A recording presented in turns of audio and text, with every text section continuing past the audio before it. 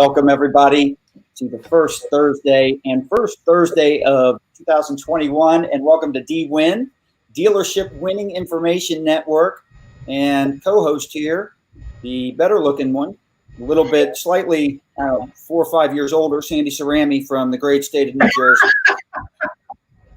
Yeah, you constantly remind me of that, my friend, sadly. Well, I mean, you've got better hair, so I've got to offset it with the age thing. So, yeah. Listen, this hair, it's on the run, so I'm just doing the best I can with it. Whatever product I can find, I just kind of work to do. That's all I can do. Well, I'm excited about today's show. 2 great people coming on, joining us, graciously agreeing to share their experience and their knowledge. Darrel Ferguson, with X Time, and then Tully. Everybody knows Tully. It's been on the show before. Always produces great content and great nuggets for everybody to take home. So the discussion today is going to be all about how to and can you increase service revenue through your customer experience. And I think we got 2 people here that can speak very intelligently about how that's being done out there and share a lot of different real world things that are happening. And they've got some good research as well in terms of what they've noticed from the start of COVID, different things that are happening versus, how dealers might continue some of those best practices and move forward. So with that, let's do our promo video real quick, Sandy, and then let's bring these guys on. Does that sound good? Let's do it. All right. Yeah. So this is a little recap from last week. All right, let's get this show on the road, everybody. Welcome to D-Win. First off, this is a discussion amongst dealers, general managers, service managers, marketing managers. We want a lot of interaction, a lot of Q&A.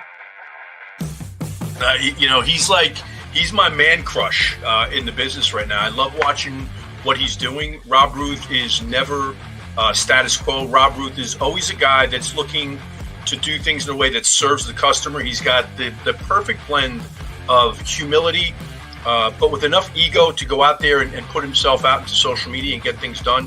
What they're doing right now at Bob Ruth Ford is, in my opinion, what everybody needs to be paying attention to. So we just introduced our VIP customer experience. And what that means is when a customer contacts us, we're offering a VIP experience to that customer, meaning we're willing to give them all the information that they're looking for, whether it be, their pricing, which we're very transparent already, but, their payments, trade values, interest rates, terms. We're just being fully transparent while the customer's at home instead of trying to make the appointment. We realized, our numbers were better almost when we were doing this remote experience because we could take that sales cycle, that sales process and shorten it considerably, okay? And it gave us more, there's more we can do without that customer being here. I don't know many people that wouldn't accept more convenience. And what I try to preach is, we're not that special, okay? I like those conveniences. When I'm buying from somebody, if they can make it more convenient and make that experience seamless, I'm going to do business with them. I think that's a monster opportunity.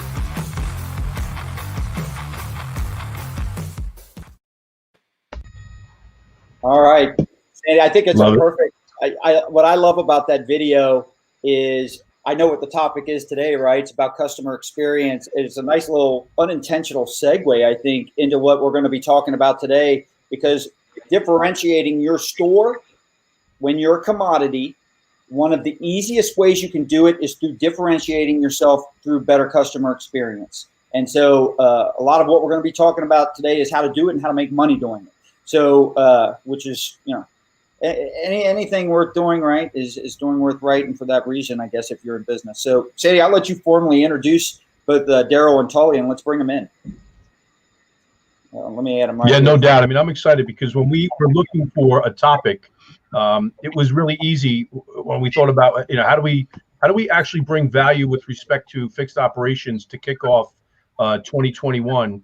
And Darrel Ferguson's name came to us, as you know, through one of my contacts over at Cox and specifically at X Time, Brenda Berg, who hooked us up with Lisa and Brenna over on the PR team. And so Darrel Ferguson, who is the director of performance for X Time, across the country. And we had a great call with him, just a quick prep call this morning. And he made some great points. I wish we had recorded the prep call, for God's sakes. That would have been content in and of itself. But he comes with great pedigree. He's got retail experience, which I think is critical. And we also have my man, the guy from out west, my man Tully Williams, the flat rate hour monster companies. And we're going to talk about how these guys are using technology, process, and the customer experience to drive better revenue and profitability in dealerships all over the country. So without any further ado, gentlemen, welcome. Thank you. Yeah. Thank you very much. Yeah, and welcome back, Tully. This is not Thank your you. This is not your first appearance. So what's funny is we were talking with everybody and about what we wanted this week's show to be about, right? And one word came up, and then we instantly thought of you. What do you think that word was? Hours. Yeah. Yes, hours. But really, what we want to focus on is because He's like the Jay Leno. And Darrel, let's start with you a little bit, because you guys have an interesting study, and you started this kind of when COVID went out, because let's face it, a lot of dealers, because they absolutely had to, accelerated their digital capabilities, their no-touch capabilities, however one want to describe it, over and above what they normally would have done, right? Right. Because they had to. They were forced to do it. You guys started some interesting consumer studies. Why don't you talk a little bit about that, and then I think that can get the kind of the ball rolling with all of us. Sure, absolutely. And thank you for allowing me to spend some time with you guys today. I'm really excited about this. So we, starting back in, I guess, late March, we did a Cox Automotive survey, and we did it every single week. And the survey was roughly 500 dealers, not the same group of dealers, but roughly 500 dealers every week. And the target was around 3,000 consumers. And we asked a variety of questions. For about the first 6 to 8 weeks, we asked the same questions. But what we're trying to do is just gauge their sentiment. Were they willing to come into the dealership? Were they willing to come into service? And then as we kind of developed a pattern and got to see where we were at, started asking questions about pickup and delivery and different things. Do you know, I'll give you an example. One question was, were you aware that your dealer offered pickup and delivery? And we watched as that percentage began to grow. So as we took the survey all the way through September, the awareness was increasing. So as we saw awareness around just specifically pickup and delivery, we started asking additional questions like, would you be willing to pay for this service? Is this something that you would like to see, carried forward, post-COVID, post-pandemic? And some of the percentages were really astonishing that came out of those things. We learned that roughly 70% of consumers that experience pickup and delivery, they want to do it again, and they want that to be part of their experience going forward. We also started asking questions around, would you be willing to pay for this experience? And more than half of those consumers said they would pay $20 for it. 30% of them said they pay $40 just for that level of experience, and that wasn't even really including a loaner car. That was just come get my car, service it, bring it back to me, I'll pay more for it. And not only that, but one of our dealer groups on the West Coast, and this is really more specific to just actual raw data, what happened, we analyzed and studied, and we're able to look at the different types of appointments. So, in whether you're going to drop your car off, whether you're going to wait on your vehicle. And just in this one dealer group out West, they were roughly around $140 or so more revenue per RO on vehicles that they offered pickup and delivery on. So, that began to get us to thinking around, asking additional questions. I could go on for hours about the survey, but we got just a wealth of information out of it. Well, I think that's interesting because, for one, we've done the show a lot, and we've repeatedly said, listen, just because COVID ends at some point, it doesn't mean that the customer experience or the processes you put in place to make things more convenient and effortless, the customer's expectations aren't going to go back to the way they were. They're going to sit there. For me as a consumer, I'm saying, well, if you could do it then, why can't you do it now? That's right. Just come get my car, or whatever that process might be, right? And so I agree 100%. I also agree that people are willing. We do this every day on small purchases. So if you think about an auto repair, when you're talking about $20, $40, that is a very small percentage in relation to when during COVID, when Sandy Cerami would go to his phone and order the pint of ice cream and pay triple the price because the delivery was 2/3 of the cost. All right. So in other words, the pickup and delivery, all right, from an auto standpoint is nothing compared percentage-wise to what we're doing for food. Right. And Scott, I'll tell you, if you really look at it, consumers have a lot of digital control of pretty much any transaction they want to make. A haircut, groceries, food at the curb, but you got to, in our world, we consult with, thousands of dealers monthly. And you got to ask yourself why is the service department immune to a digital experience when we adopted this experience in sales? Starting in the late 90s, it's really an interesting dynamic. And so, Tully, let me ask you, what are you most excited about in Q1? Not that we're out of this, and I know you're in California out there, so you're still in a major spike zone, I guess, according to all the other news out that I see. But, what are you most excited as you guys move out of this? You get to a business as normal in terms of what you've learned, what you plan to continue doing, or what you've improved on. What's got you all excited? I think what's got me excited is that COVID pushed us into where we needed to be. And I think that, with fixed ops, a lot of times, no offense to dealers, but sometimes we don't need to spend that on the fixed ops department. It's making you money anyways, right? It's working this way. I don't want to spend an extra $500,000-$600,000. What it did is pushed us into, just what Darrel said, into the digital age, and we improved customer satisfaction. And the reason why, can you imagine? Remember in March when we were calling every recall, we were calling our neighbors, we were calling our cousins, come on down. We are desperate. And what did we do? We got better. We got lean and mean. We got our technicians, our service writers, our porters, our detailers, our parts department to be on point and do what we need to do. And then we asked our software providers, what can you do for us, right? The first thing Recall Masters did is they called us up and said, hey, bro, we got this thing out here. Try it out, right? And what can we do to make it right? So now when we go into 2021, we've already proven to everybody at the store that we can provide unbelievable customer satisfaction to the digital marketing and digital age, and we can sell better and do better and make more money for them and their families. And I am super excited about 2021. All right. So, Darrel, obviously, X-Time, go into just a quick thing for the people. If there are actual people here watching this, most of our audience is automotive. If we have people in the audience that are not aware of Cox Automotive and X-Time, I question if they're truly in automotive, but it's almost impossible. But if you could just quickly give the elevator pitch of what X-Time does so we can start talking to Tully about how he's using that better, what it means from the hours standpoint, but more importantly, the customer experience. Because what I want is I want the people watching to sit there and be able to walk away with specific things that they can do to improve the customer experience in order to make more money. Sure. And we would love to have everyone as our client, but the bottom line is it's about a digital experience, and that's don't hog them all, Darrel. Don't hog them all. But it's about a digital experience, and whether or not you're using our solutions or any other solutions, that's my point. But it really, our software starts out from a digital marketing piece. Maybe we go after a lost soul or someone maybe is due for their next service. We're going to put a digital marketing piece in front of them, give them a hot link. It's a digital way to make an appointment. They flow into the dealership. We want to check them in on a tablet. We want to offer them all of the time and mileage based recommendations, or if it's condition based, depending upon your brand.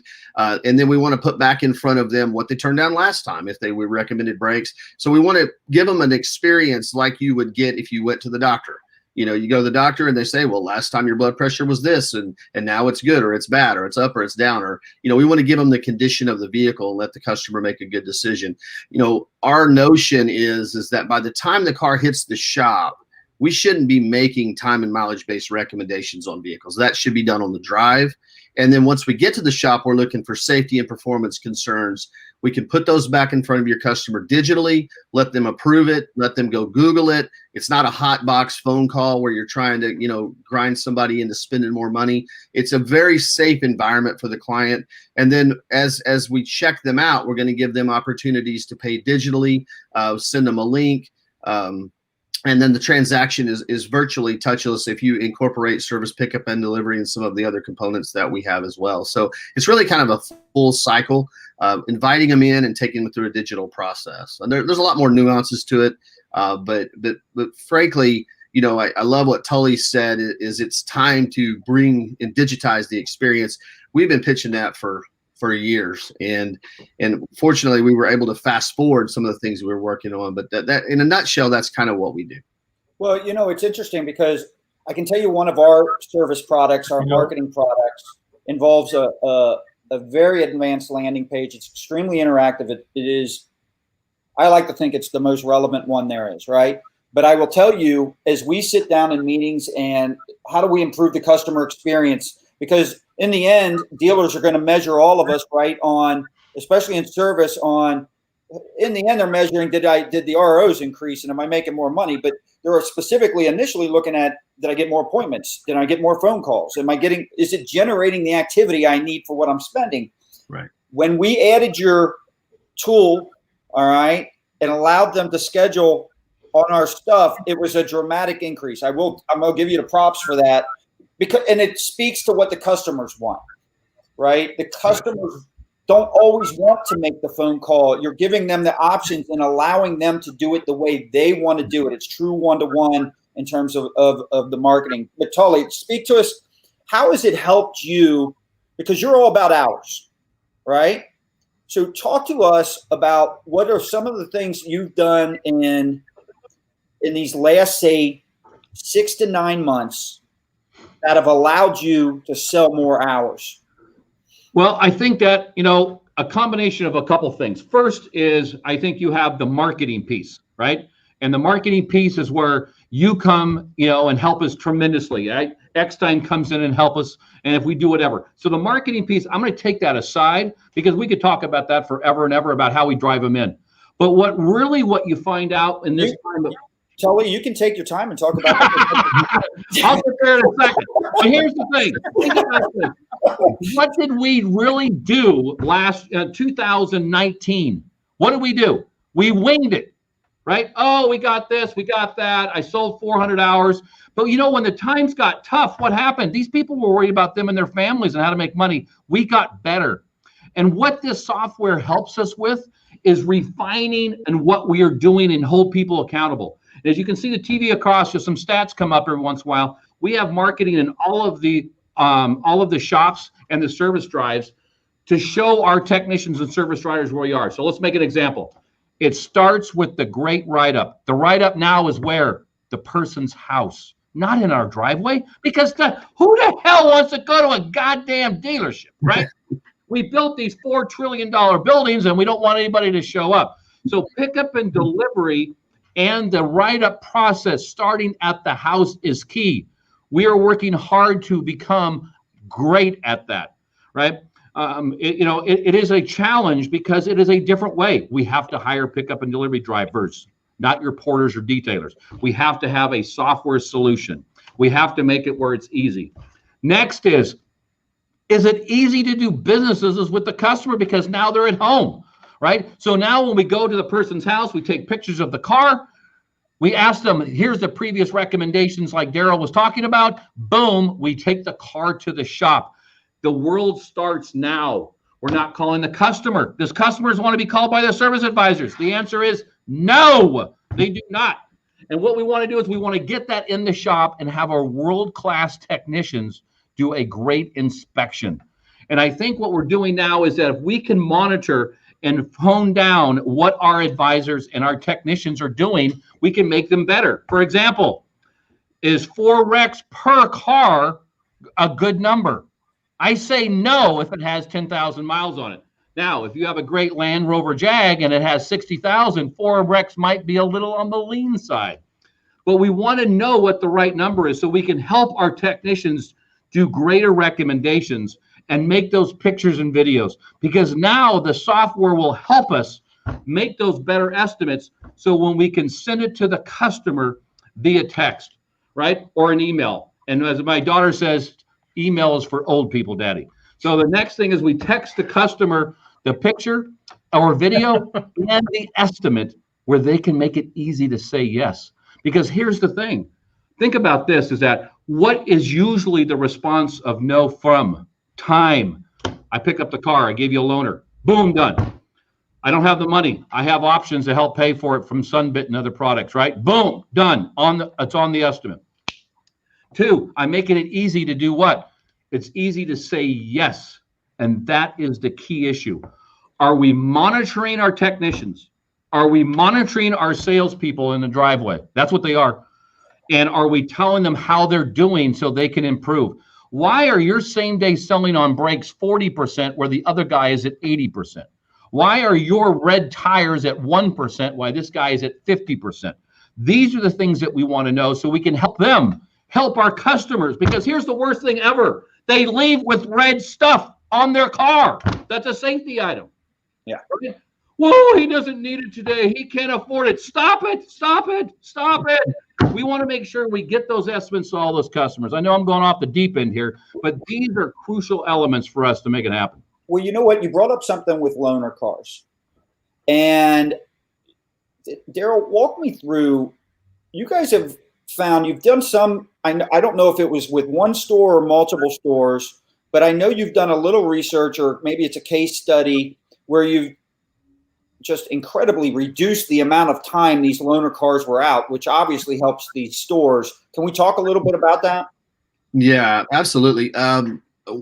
We have a partnership with one of our other software companies, Clutch, and that software really drives a variety of different things. It drives our pickup and delivery product. It basically digitizes the driver experience, scheduling the driver, scheduling the time, scheduling the pickup, turn left, turn right, and through an integration with Clutch, they also integrate with TSD, which is a huge player in the loaner fleet management business. So combining all of those activities, we've seen that when you use all of that technology in concert, not only does and Tully's going to love this, not only does the average dollar go up, but the average hours, we've seen about a 2.5 hours per ticket when you've got loaners. The challenge, though, for most dealers is loaner cars typically spend about 2 days out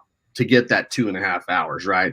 So by incorporating that TSD and Clutch technology into pickup and delivery, you can really dramatically shorten that time, get that loaner car back faster, so you can go get another 2.5 hours, right? If I can get that in a day as opposed to 2 days.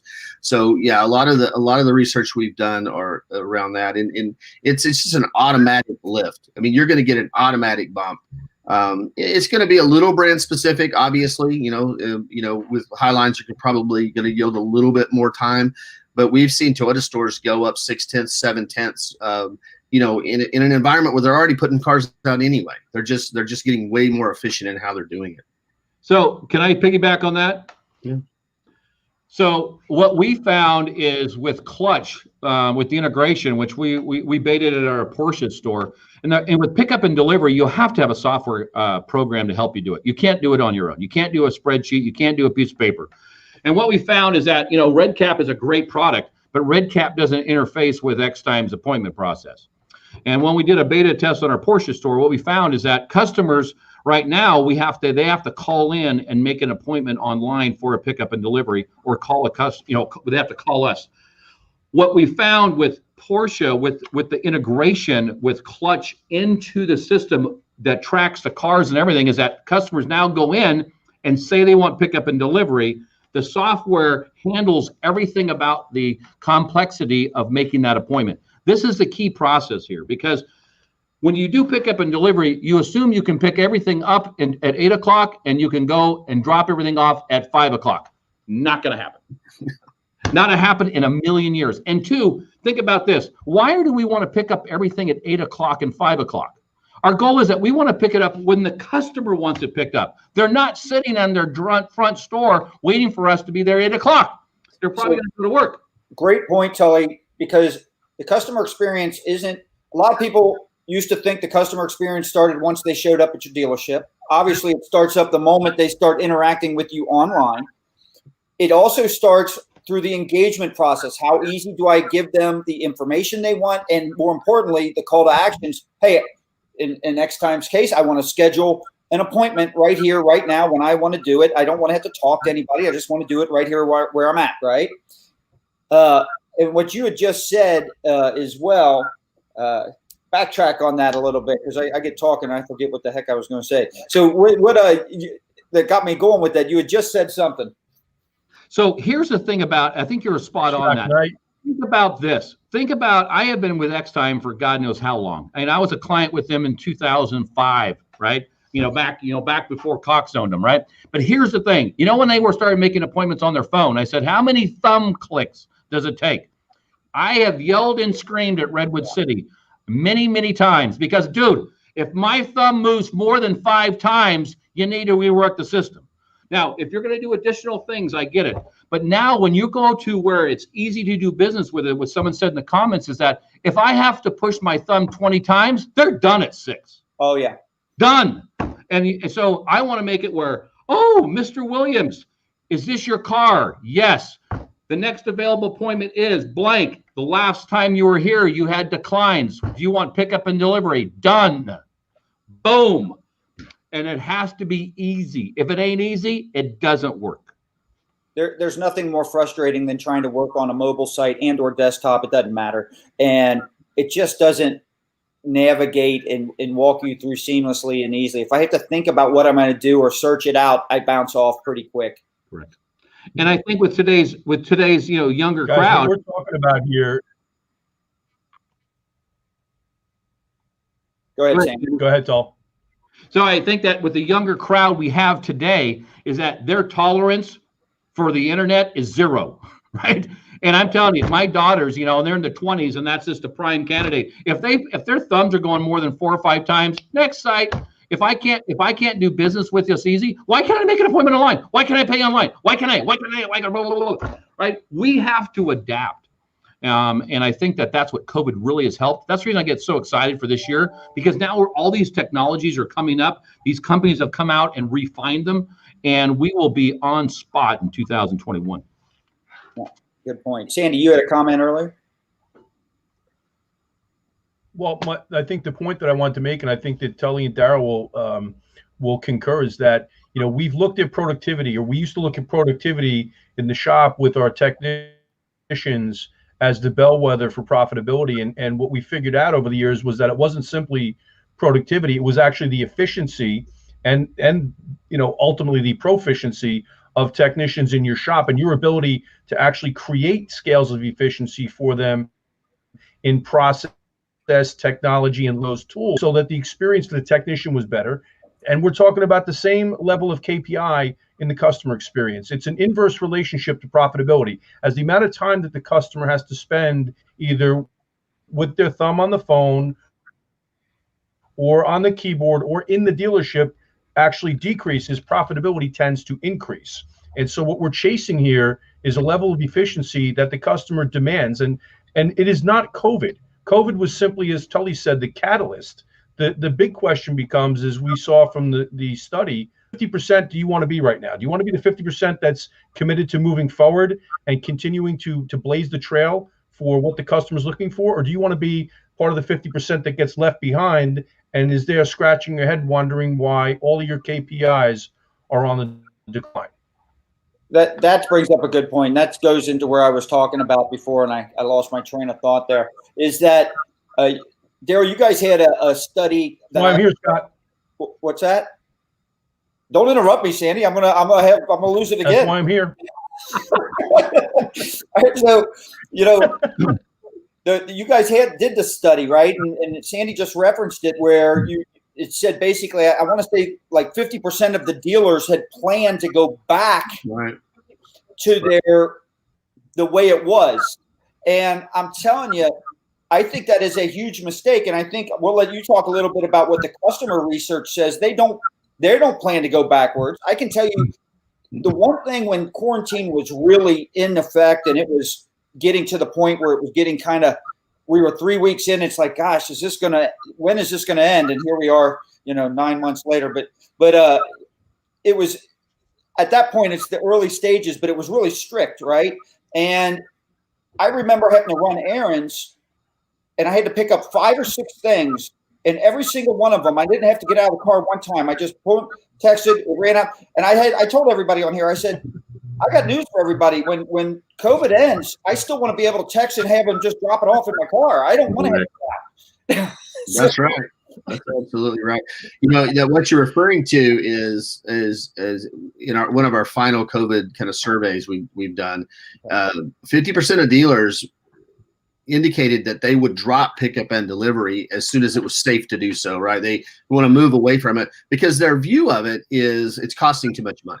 And so, but then you couple that with the consumer side of that same question, and 69% of consumers said in the future, part of their decision process of where to purchase their vehicle is going to be, do they offer these services? Do they offer mobile service? Do they offer pickup and delivery? And it's curious. I was mentioning to you guys earlier this morning, when we kind of caught on to that, this wasn't a temporary thing. Nobody really knew in March, how long is this going to last? Is it going to be a month? Is it going to be, we kind of let this go. But by midsummer, we were coaching our dealers to, hey, you know what?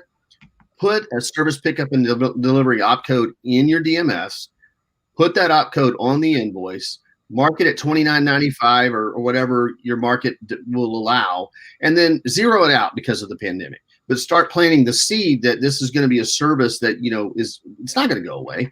And then eventually that could come to fruition where you can charge $19.90.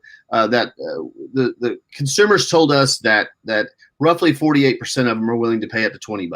I like what you're saying right there. You're saying, so on their when they're paying their bill, they're seeing it's $29.95 or whatever, $90.97, whatever it is. But you've wiped it to zero. You might put a description, COVID delivery or something like that. So you're mentally conditioning everybody to know that, hey, this free charge. I'm sorry to interrupt. I want to interrupt you because I think that is a key point to make. But I wouldn't call it COVID delivery. I would call it delivery expense or delivery fee. And I'd call it a COVID discount, because when the time comes and COVID is behind us, now you can remove the discount and point to it being a COVID discount. You follow me? Yeah. No, I didn't mean to say the fee is the initial 29, but it's a discount on the COVID. Yes. Yeah. Right. So that's a great point. Right. But I think that's outstanding. We've got a couple questions here. Now, this is off topic in terms of customer experience online, but it does go to customer experience and making money in fixed. And that is, and Tully, we'll ask this specifically to you. This is from Christine Mitchell. What are your thoughts on after sales seminars? She's been hosting them in Canada for a lot of years with a lot of success. She feels it bridges the gap between sale and service, highlighting the best of the dealership experience.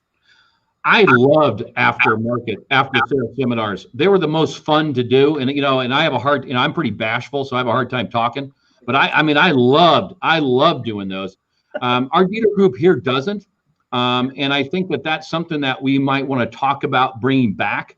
But when I had, I was running a big Chevy store out in California, we would have huge seminars and they were popular. And right, what she said is what happens is that your sales staff and your fixed op staff is doing what? Standing next to each other and helping the customer talk about the car and building that relationship. It builds relationship with your store and it builds relationships with your customer. So I love after sales. They got real popular and they kind of drifted off. And the expense is very little. It's not an expense thing. It's a time thing, right? Oh, I got to worry about that. How hard is it to set up people coming in and you chit chat with them for an hour? Come on. You could probably set it up on a simple email with Totally. a I mean, link and let them think about it moving forward. Go ahead, Sandy. Sorry. Yeah. You think about it moving forward, this could be almost sort of like a subscription, so that we're not hitting them, because it could be like, a $29.95 or $19.95 charge each and every time for pickup delivery. Maybe it becomes a subscription service that's sold out of F&I. So here's my thought on charging. I have a luxury brand, so I'm in a different market than I would say, Japanese imports or domestics. But if we want to stand out and we want to be the best of the best, which the Nilos are, we are in business for now our 100th year starting this year, is that when we stand out and say, we'll come and pick up your car. Now, with luxury brands, loaner cars are mandated. It's not an option. But think about this. When, Darrel mentioned this earlier on, when you have a pickup and delivery and a loaner car program combined, guess what happens? Your loaner car utilization increases dramatically. Because here's the problem. They pick the car up at 8, they drop the car off maybe tonight or tomorrow morning. If I say I'll pick up your car at 10 and drop it back off at 4, I have better utilization of those your loaner cars. I think pickup and delivery is going to, one, reduce loaner car expense, because we're not going to need 400 trillion cars for loaners, right? And I think our utilization for the cars we have will increase. It will drive our expense down. Plus, we get the lift on average RO increasement, which I believe is more in hours, but on average, $1, you figure a dollar amount of at least $100 in RO on an RO that's been picked up and delivered. So when you really boil it down to efficiency on your loaner car fleet, which is basically, I like to say, future used cars that are profitable. Next is we want to increase our hours per RO. I hate to say it that way, but that's really what it comes down to.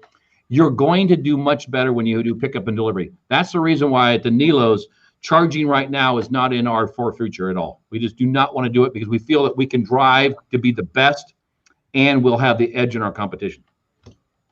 So, Mark. Yeah, I hear where you're coming from. So I just think that from an infrastructure perspective with the non-highlines and non-luxury makes, a lot of times they don't have that same ability to provide that level of service. But you think about this. I mean, what is the biggest problem when you're a domestic? When I was a domestic, is fleet business, right? Fleet business, they don't care how much it costs. I need my car now. Right? And when you look at fleet here, pickup and delivery or mobile service, like our good friend Ed is doing, I think that's going to be the change there, right? So when you look at your fleets that maybe 1 or 2 or 5 or 10, maybe pickup and delivery, they'll pay no matter what it is, because they don't want to spend 2 people to drive the car out there. And I think that when you really analyze it better, how can you make more money at your store? Pickup and delivery is going to help you. It's going to increase your value, and you're going to build the magic word, retention. Because who wants to leave a store where I can make my appointment on my phone in 5 clicks? I can authorize my repair. They'll come and get my car, and I can pay for it on my phone. What more can we ask for? It's almost Amazonish. Well, and that is the company training us all. Mark Geron has a comment, and he's a regular contributor on here. COVID forced dealerships out of their comfort zone and technologies to reinvent themselves. Best thing that ever happened, force evolution. But when he says force evolution, it reminds me of something. We've got a big client. They're involved in a lot of different OEMs, have a lot of large dealer groups, and they were struggling. This is a top 5 Fortune 5 company in the world. So it's amazing how no matter what size company that we all struggle with a lot of the same issues. They were struggling on how to get their dealers to sell more synthetic fuels. All right. Now, Tully, you're in the Highline, so it's all synthetic.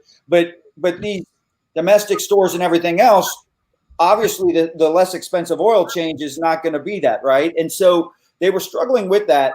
How do they educate the dealer to be able to sell it and all this? And they walked us through this timeline of, well, we've got these people that do this, then it goes here, here, here, here, here, here. It was literally like 7 steps to finally get the dealer to do it, which, by the way, never moved the needle. All right. we asked him, and I got to give credit to our president, Jamil. We were in the meeting one time, and he goes, guys, isn't the easiest way to get the dealers to change is just start getting their customers to ask for it? Because the best way, the dealers all of a sudden learn very fast when a customer keeps requesting or asking about something. Then all of a sudden everybody learns everything, right? So why wouldn't you, instead of spending all this money along the way, why wouldn't you just spend the money and drive more traffic to the end, get them asking the dealer about it, and then all of a sudden the dealer's forced to learn and improve their ability to sell it, which, for me, the marketplace is the strongest force. So that's what kind of reminded me of that. But I don't want to go off on a tangent on that. So we got some more comments here. Mark, he's got another good comment. By the way, thank you, Squire, for the shout out. And then free pickup charge with question marks. What would you expend to get a client to your store? Cheaper than loaners, much cheaper. Right?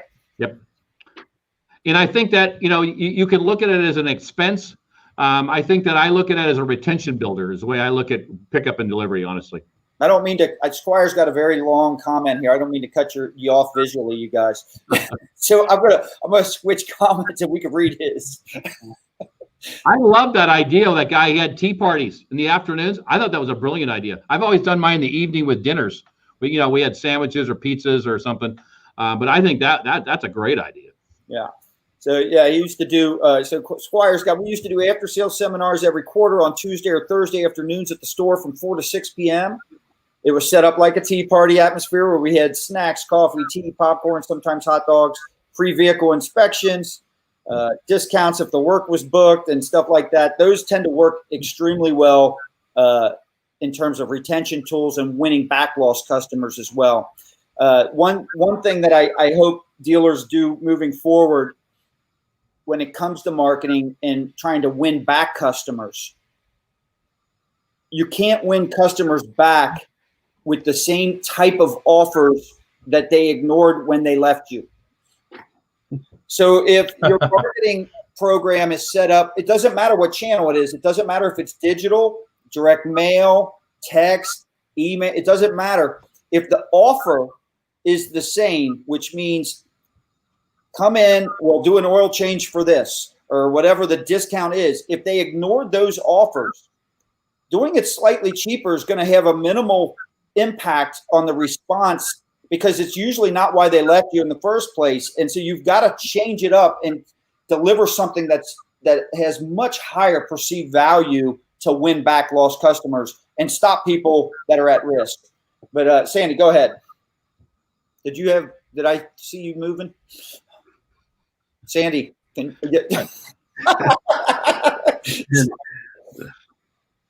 he is. I think you were frozen. Yeah. All right. You with us, Sandy? Yeah, no, I had nothing to say. Right. Well, I can offer one. I'm listening. All right, go ahead, Darrel. Well, I was just going to offer one piece, with respect to what you're talking about, just, trying the definition of insanity, right? That's what you're really describing. Yeah. But, we with COVID, and through our marketing campaigns, we've really pitched to the dealer, hey, look, forget about the $5 off, forget about the 10% off. Put something in front of your lost souls, telling them about all the great things that you've changed, all the new things that you can take advantage of. And it's not about you upgraded to Starbucks coffee or now you've got a nicer donut. It's about pickup and delivery and mobile service and being able to pay online. And you really don't know why they left. You just know they did, right? So I think that's spot on. I mean, that, let's stop with, I have this unique. I don't know how unique it is. I don't know how I made it through it, but I've got 4 20-year-old daughters, all millennials, all buying out there, 3 of them married. And I've learned so much about how they respond to businesses. It's just amazing. You putting a discount in front of one of my daughters actually will keep them, it'll run them off. If somebody quotes them brakes on their car for $299, and they say, well, okay, we'll get back to you. If they get something a week later that says, oh no, we were just joking, it's $250, they're not going to go back there because they won't trust that business. They should have offered them the $250 to begin with. Is the way they think. So just put in front of them what you're willing to do and how far you're willing to go to take care of them. I think that's really the best approach. We've been really pitching that a lot in the latter parts of COVID. Well, if we're all priced about the same anyways, and it's so easy to find out what the prices are online, then price isn't your differentiator. Correct. So you've got to start telling people, and David Boyle brings up great points. He's been on here before, and he talks about, he talks obviously about tires, and that's a good breaking point with the defection and this and that. But man, guys, if we don't communicate, people want to pay. I agree. You've already got the studies that say people will pay for convenience, right? So if they're willing to pay a little extra, all right, for pickup, delivery, and all this other stuff, imagine what all this customer experience stuff in terms of the convenience that doesn't cost anything, but just makes their life easier when they're scheduling a service or trying to buy a car. Imagine the value that brings to them, but we never communicate it. Right. Huge deal right there. I think that discounts are going away to what all you said. I think that customers are saying, why didn't you give me the discount originally in the beginning? Think about this. The reason we have great software providers is to make it easy to do business with us. If someone leaves you and goes to another store that does not have that, they will come back because it's hard to do business with them, right? I think that when you look at loaner cars, we have loaner cars strictly for retention purposes and used cars, right? So if we do a great job and show the value, show the options we have, financing, right? What can we do next times, right? How easy it is to make the appointments. How can we pick up and deliver your car? Discounts become less and less and less.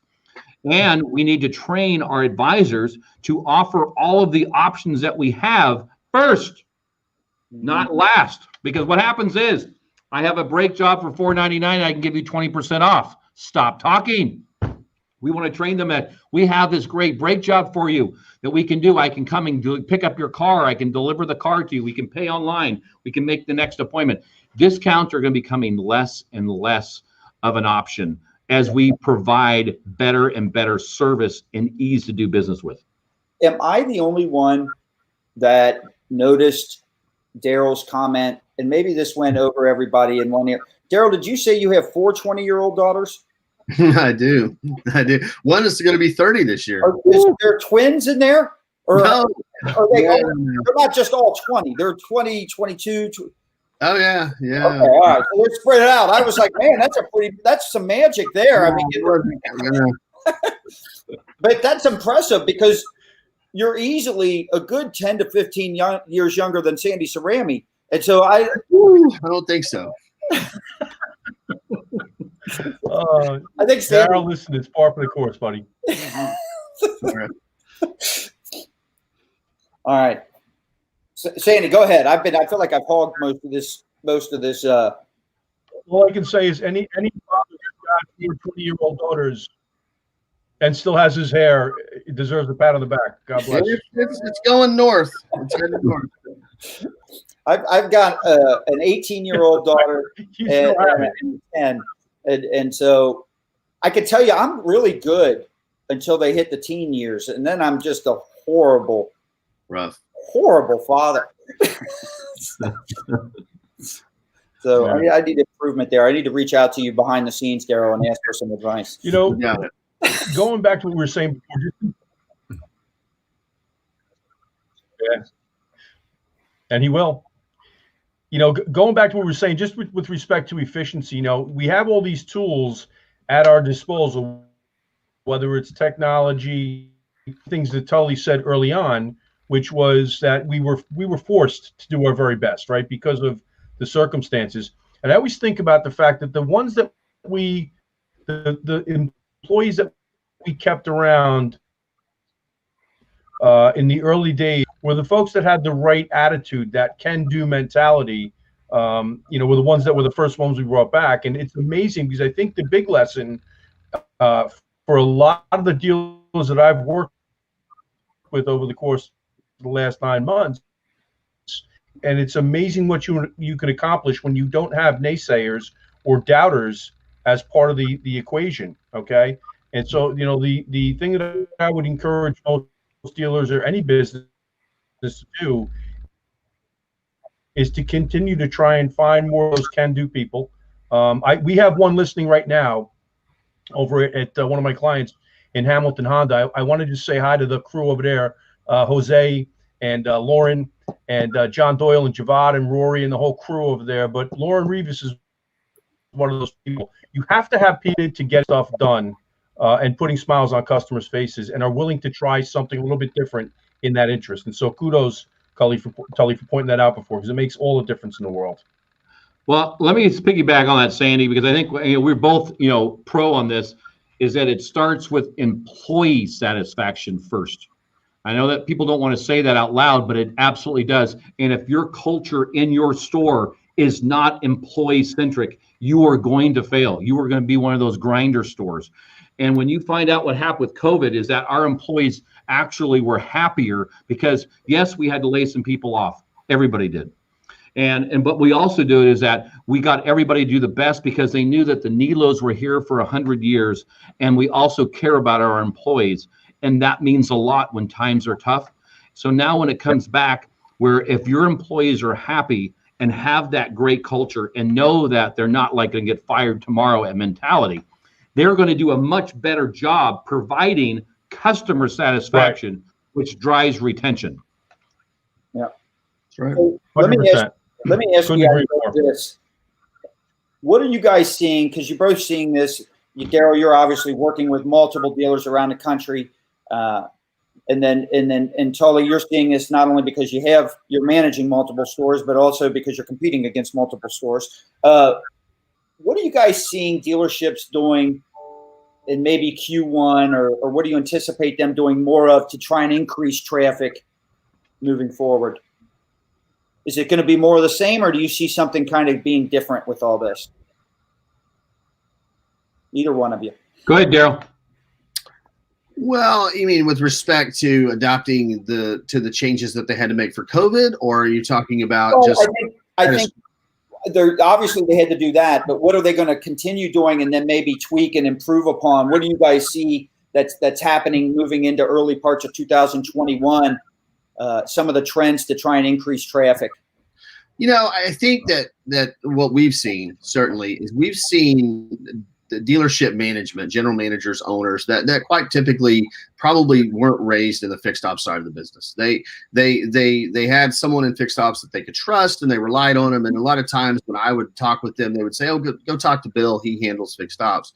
We've seen obviously this amazing interest now from owners and dealers in fixed ops and the profitability that it can bring, and really to learn. It's one thing to know about fixed ops on a financial statement. It's a whole other thing to understand what it's really like to work in fixed ops. And so I think that what I'm hopeful for is that with renewed interest, we've been talking about margin compression for years. We had a nice little run at the end of COVID. We all made a little money, and that's great, wonderful. But the truth is we're going to see margin compression return. It probably already is.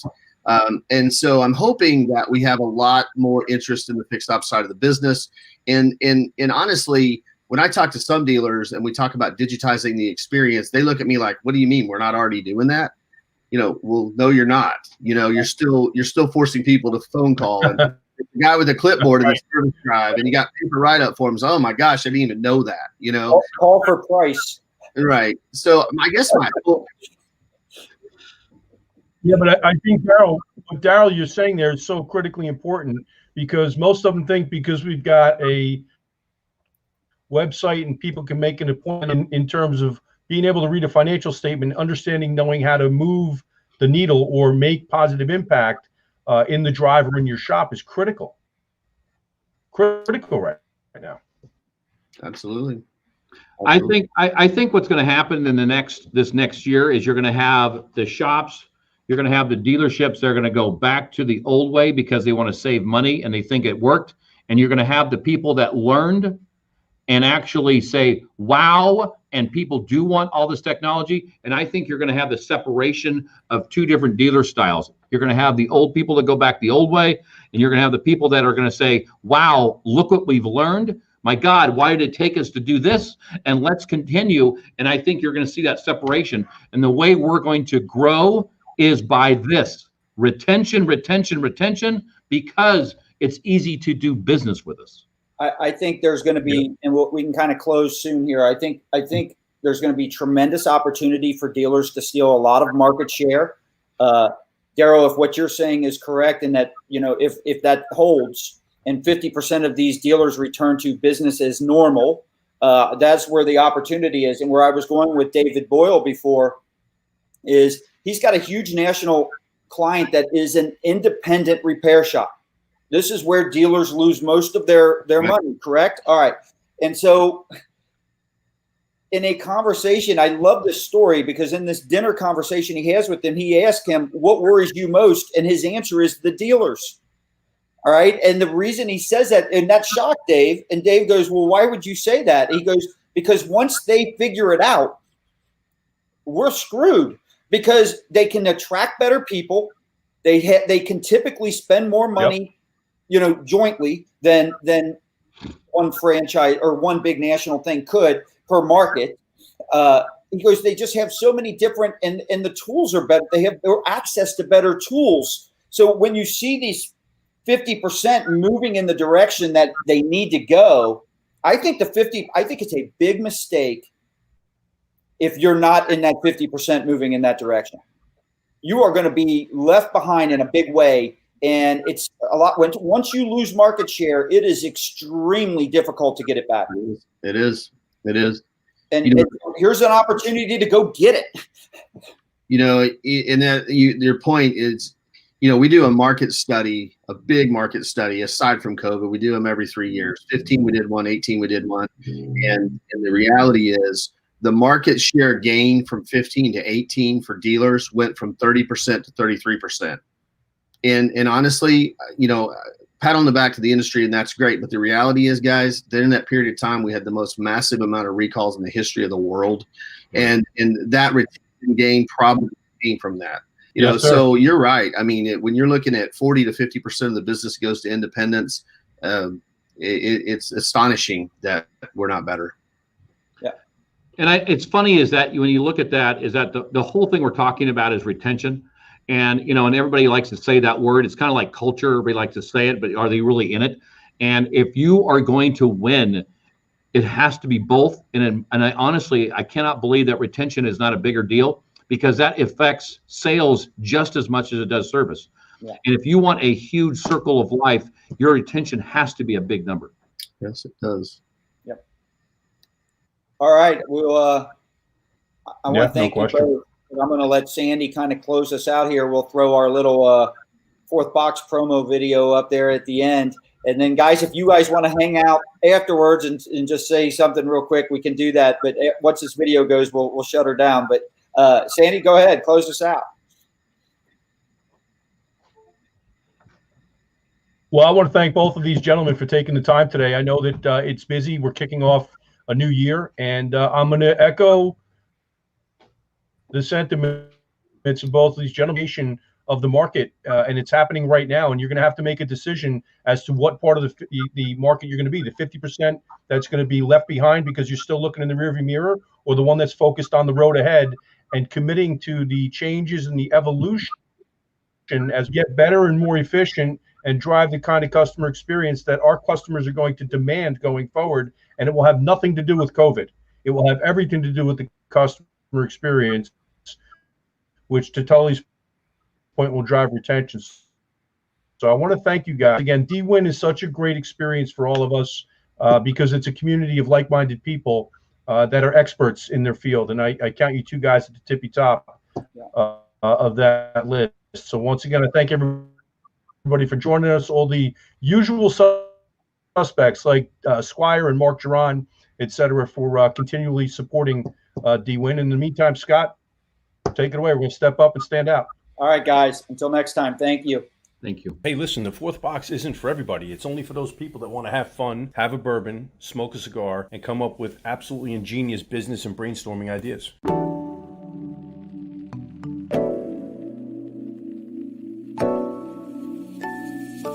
I could do this all night long, guys. I love to be a disruptor. The first guy that gets that done is the winner.